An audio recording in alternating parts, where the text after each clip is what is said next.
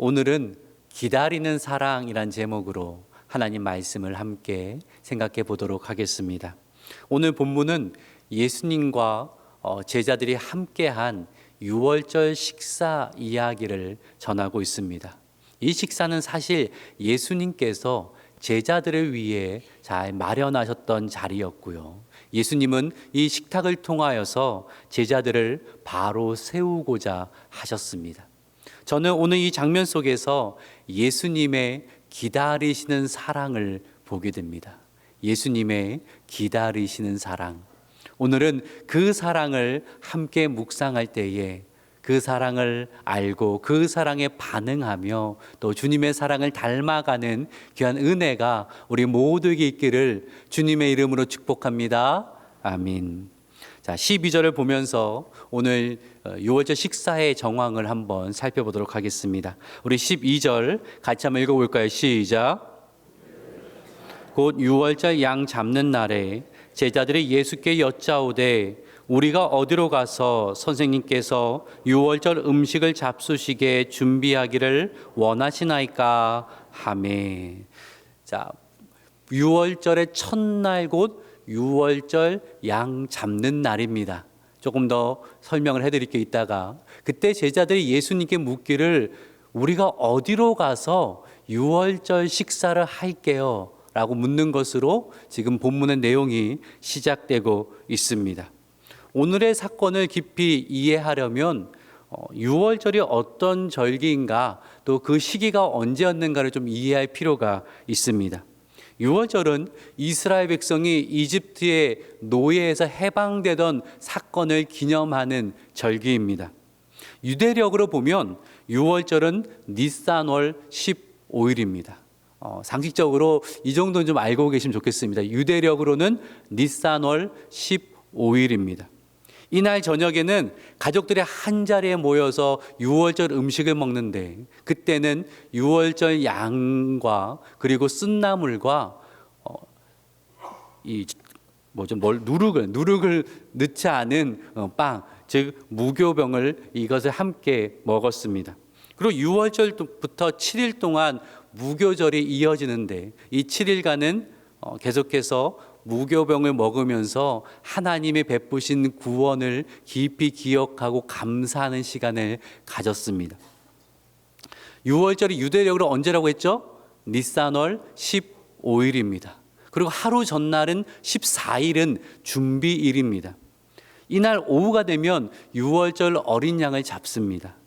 그런데 오늘 본문에서 마가는 뭐라고 하냐면 무교절의 첫날 곧 6월절 양 잡는 날이라고 되어 있습니다. 무교절의 첫날이면 6월절을 의미하는데 그날은 며칠이요? 니산월 15일입니다. 양 잡는 날은 14일입니다. 좀 이상하지 않습니까? 15일과 14일을 마치 같은 날인 것처럼 지금 말하고 있다라는 거예요. 마가가 좀 잘못 쓴 건가? 그렇지는 않습니다. 제가 이렇게 좀 설명을 해볼게요. 크리스마스와 크리스마스 이브 날이 있습니다. 크리스마스는 25일이지만 우리는 24일부터 이미 크리스마스를 축하하며 즐깁니다. 그렇죠? 24일 밤이 되어도 우리에겐 크리스마스입니다. 야, 크리스마스 말하면서 메리 크리스마스라고 함께 인사를 건넵니다. 마찬가지로 당시 유대인들에게 6월절은 15일이었지만 축제는 이미 14일 오후에 어린 양을 잡는 것부터 시작이 되는 겁니다. 그래서 14일이 되면 유대인들은 야 6월절입니다 라고 그렇게 이야기를 했습니다. 그래서 마가는 그때의 서로 말하는 관습에 따라서 무교절 첫날인데 또 6월절 양 잡는 날이다 이렇게 이야기를 하는 겁니다. 또 하나 상식적으로 알아두시면 좋은 것이 하나 있는데 당시 유대인의 하루의 개념입니다. 우리의 하루의 개념은 또 시간을 보면서 이제 24시가 지나가면 하루다. 또 예전에는 날이 뜨면 하루의 시작으로 봤다면 당시 유대인의 하루의 시작은 언제인 줄 아십니까? 날이 질 때입니다. 해가 질 때 한 오후 6시 정도가 하루의 시작입니다. 그리고 하루에 끝나는 것은 그 다음 날 해가 지는 오후 6시에 하루가 끝나는 그래서 오후 6시가 하루가 바뀌는 날이 된다라는 거예요. 자, 이 개념으로 유월절을 생각해 보시면 14일 오후에 양을 잡습니다. 해가 지면 다음 날이 되어서 유월절이 시작됩니다. 그리고 그날 밤, 원래 유대인들은 늦은 밤에 식사를 하지 않는데 당시로서는 그날 밤에 식탁에 둘러앉아서 함께 유월절 음식을 먹고 이것으로 7일간 무교절이 시작이 되는 겁니다. 우리가 보기에는 준비일과 유월절 식사가 같은 날에 이루어지는 것 같은데 유대인 사고 속에서는 같은 날이 아니기도 하다라는 거예요. 근데 마가복음의 첫 독자들은 이방인들이니까 마가는 이방인들이 쉽게 이해할 수 있도록 무교절의 첫날 곧 유월절 양 잡는 날이다. 그들이 보기에는 하루에 이루어지기 때문에 또 이렇게 표현을 하고 있다라는 거죠. 자, 지금 드린 설명을 토대로 해서 다시 12절의 말씀을 좀 보면 유월절 준비일입니다. 그래서 다들 그날 밤에 있을 유월절 식사를 바쁘게 준비하는 그러한 때입니다. 근데 제자들이 예수님께 묻기를 우리는 어디에 가서 어느 객실을 빌려서 방을 빌려서 유월절 식사를 할까요? 라고 질문을 하는 겁니다. 이 질문은 굉장히 늦은 겁니다.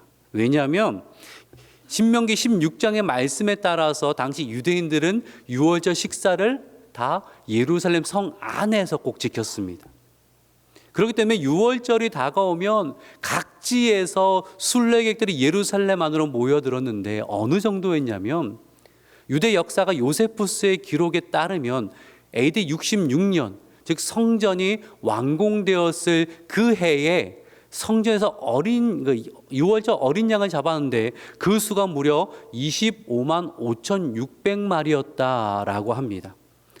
유월절 양 한 마리 가지고 10명이 보통 먹습니다. 그러면 이 증언에 따르면 몇 명이 모였다는 거예요? 최소 250만 명이 예루살렘 모였다는 것이 되는데 학자들은 그것은 불가능했을 것이다. 요세푸스가 좀 과장하여서 기록했을 것이다. 옛날에는 좀 역사를 기록할 때 때로는 과장해서 쓸 때가 있었거든요. 그래서 좀 그런 걸 텐데 분명한 사실은 유월절이 되면 인산인해를 이루고 있었다는 거예요. 우리로 하면 극성수기입니다. 여러분 극성수기에 어느 방을 잡으려면 예전부터 미리 예약을 해야 되지 않습니까? 근데 지금 제자들은 그 당일 저녁에 방이 필요한데 그날에 지금 예수님 우리가 어디에 가서 방을 잡을까요? 이 질문을 하고 있는 거예요. 즉 지금 제자들은요 유월절 식사에 대해서 그렇게 큰 관심을 가지지 않고 또 이것을 열심히 준비하고 있지 않았다라는 것입니다. 그럼 누가 준비하셨냐? 예수님이 준비를 하셨다라는 건데 그 부분을 13절부터 15절까지 한번 보도록 할게요. 저랑 한 절씩 교독하여 보겠습니다. 13절 제가 읽죠. 예수께서 제자 중에 둘을 보내시며 이르시되 성내로 들어가라. 그리하면 물 한 동이를 가지고 가는 사람을 만나리니 그를 따라가서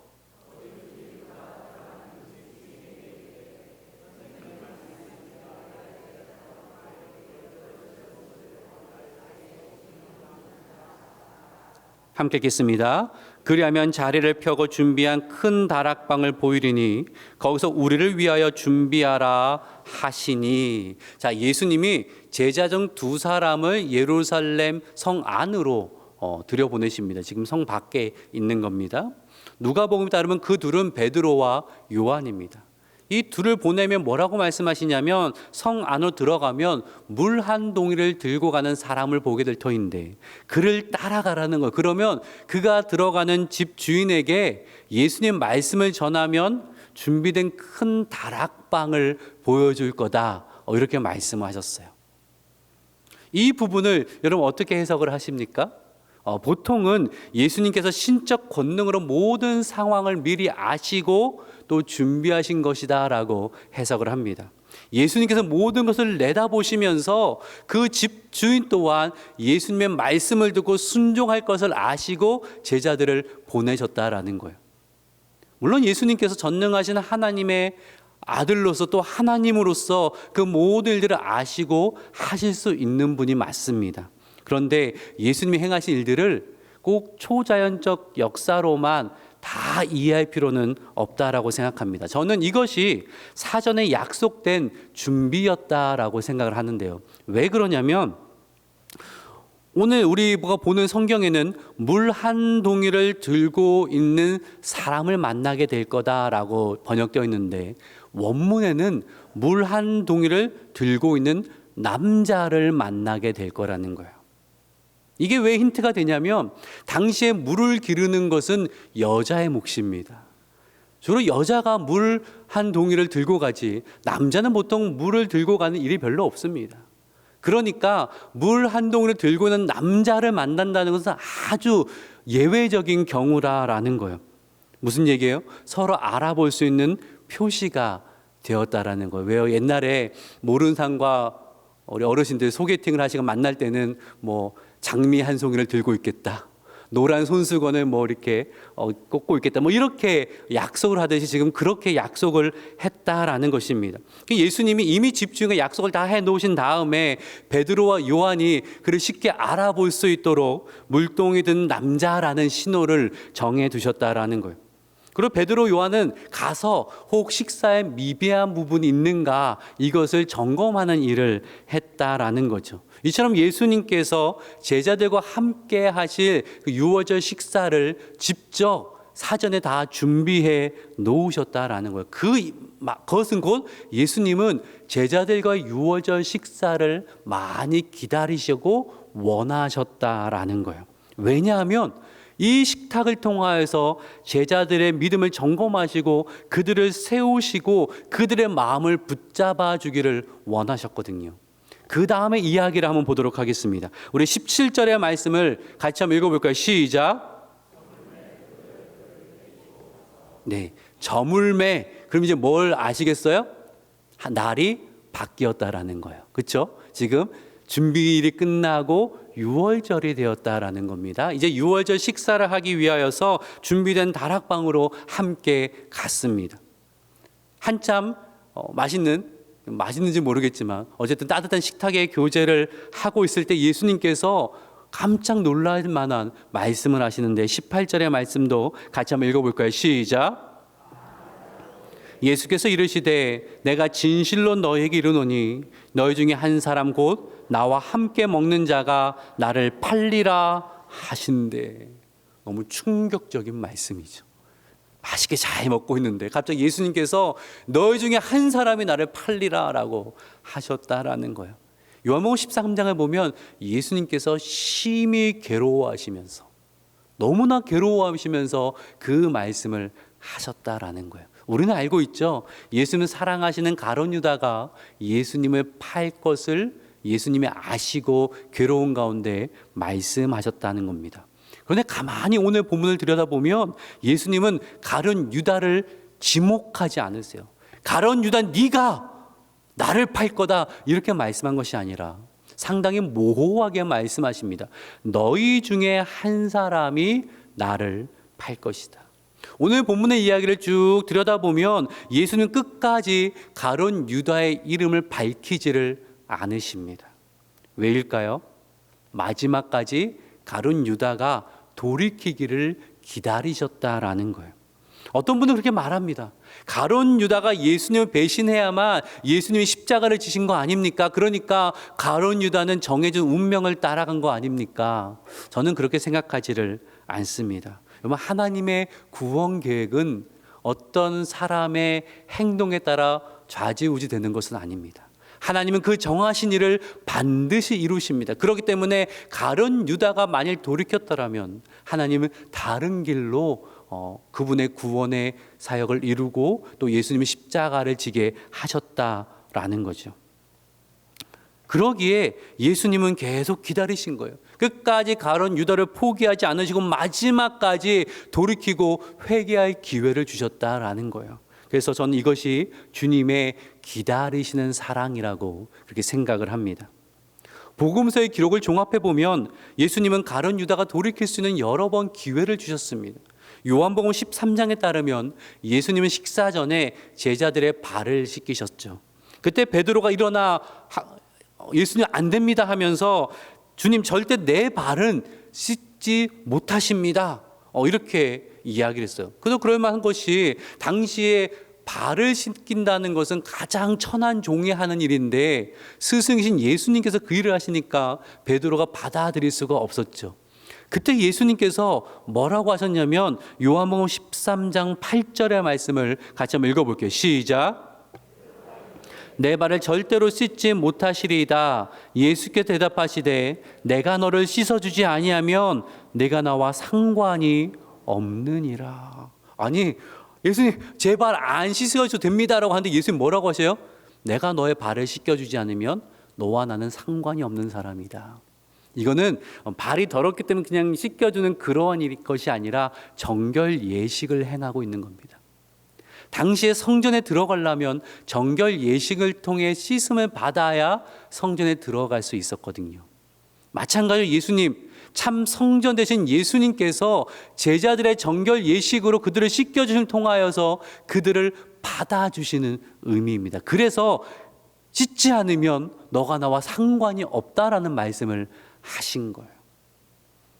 예수님의 세족식은 단순히 그들을 섬김의 의미가 아니라 예수님 제자들을 사랑하시고 용납하신다는 표현이었습니다.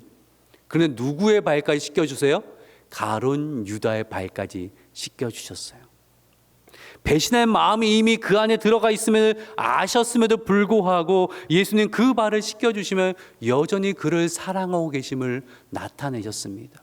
이런 말씀을 하고 싶으신 거죠. 가룟 유다야, 너는 여전히 나의 사랑하는 나의 제자다. 돌이켜라. 사탄의 생각을 따르지 말고 돌이켜라라는 그 메시지를 계속 주고 계셨다는 거죠.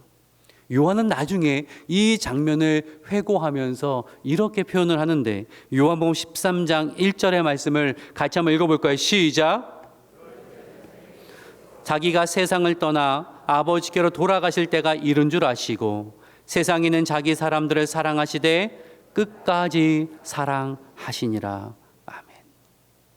요한이 그 사건을 나중에 회고하니까 정말 예수님은 우리를 어떻게 사랑하셨는가, 끝까지 사랑하셨음을, 가룟 유다의 발까지 씻겨주신, 그를 받아주시는 예수님의 모습을 떠올리면서 정말 끝까지 사랑하셨구나, 그분의 사랑은 끝까지 사랑하시고 끝까지 기다리시는 사랑이구나, 그분의 사랑은 있는 모습 그대로 받아주시는 사랑이구나, 예수님을 배신할 결단을 한 가룟 유다까지도 받아주시는 그러한 사랑이었구나, 이것을 떠올리면서 끝까지 사랑하시느니라 이렇게 기록을 했던 것입니다.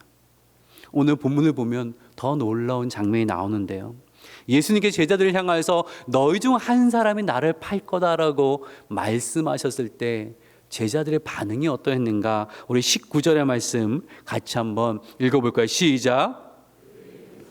하나씩 하나씩 나는 아니지요 하고 말하기 시작하니. 그러면 제자들이 이렇게 말해야 되지 않습니까? 주님 무슨 말씀입니까? 결단코 아닙니다. 그럴 일은 결단코 없습니다. 이렇게 자신 있게 부인해야 되는 거 아니에요? 근데 제자들이 그러지 못하고 근심하며 한 사람씩 주님께 묻기를, 주님 나는 아니죠, 나는 아니겠죠 라고 묻고 있었다라는 거예요. 무슨 뜻입니까? 제자들의 마음이 흔들리고 있었다라는 거예요. 배신의 가능성이 가룟 유다 한 사람에게만 있는 것이 아니라 다른 제자들의 마음도 흔들리고 있었고 그들에게도 배신의 가능성이 있었다라는 거죠.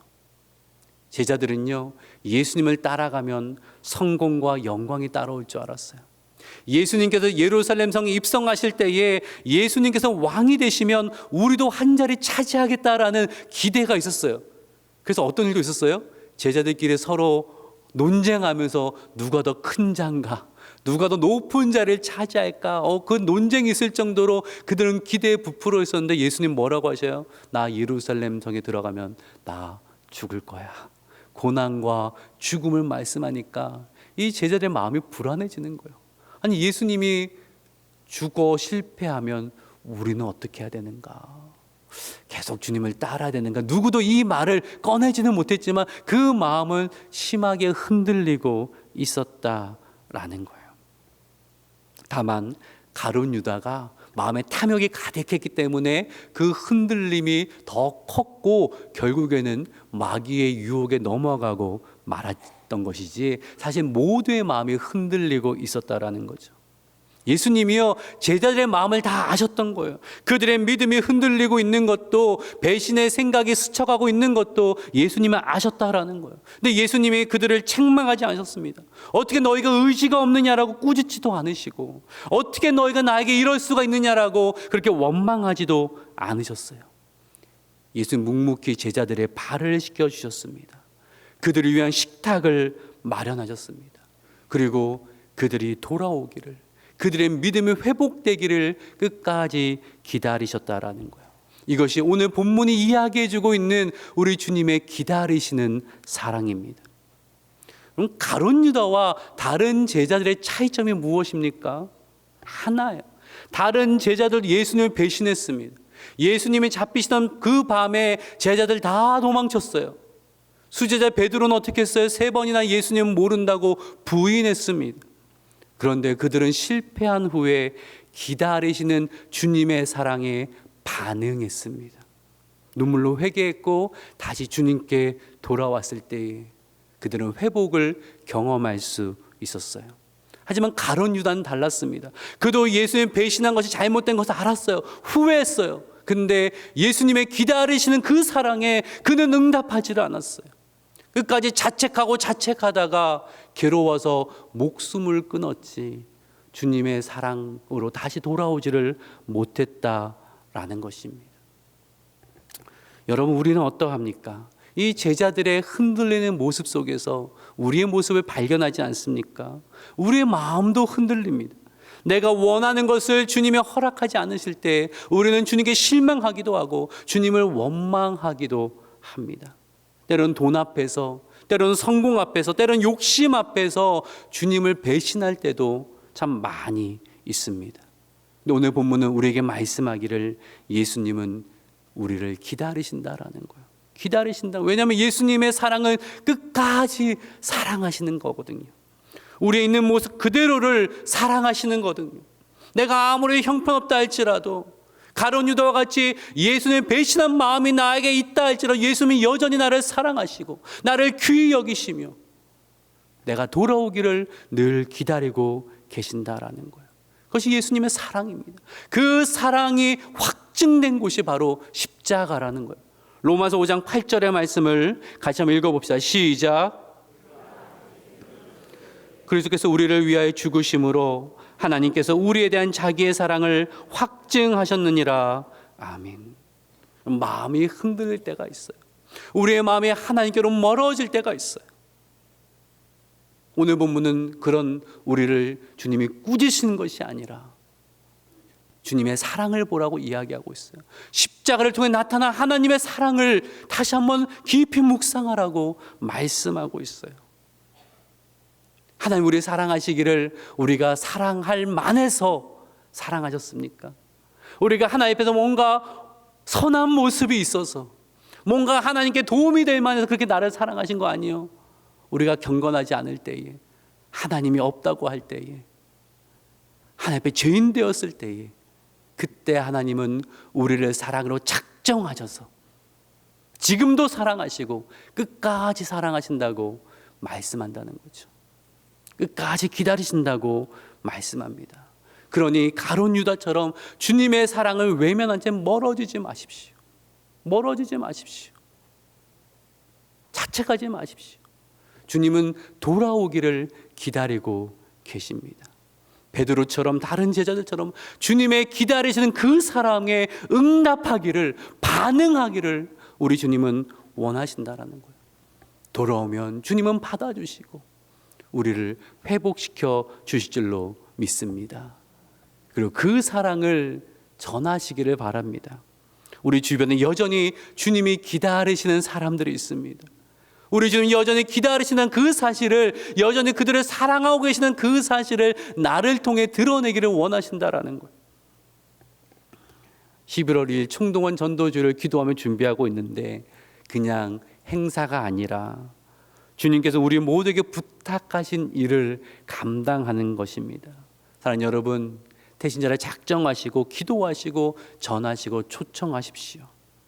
주님이 그들을 기다리고 계시기에, 끝까지 기다리시기에 나도 포기하지 않고 끝까지 기도하며 증거해야 한다라는 것입니다. 말씀을 마칩니다. 오늘은 주님의 기다리시는 사랑을 함께 묵상했습니다. 사랑의 특징이 기다리는 거예요. 바울은 고린도서 13장에서 사랑은 오래 참고라고 했어요. 사랑은 참고 기다리는 것입니다.